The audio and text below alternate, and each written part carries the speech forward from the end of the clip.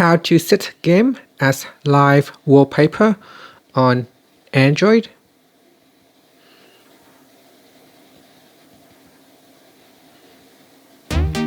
Now open Play Store and tap on search. In search, type in PIKA game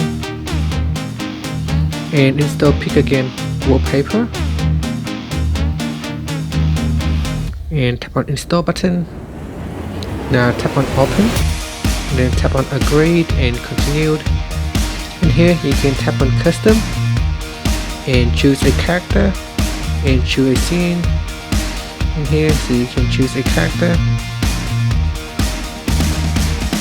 you can choose a scene, then tap on saved.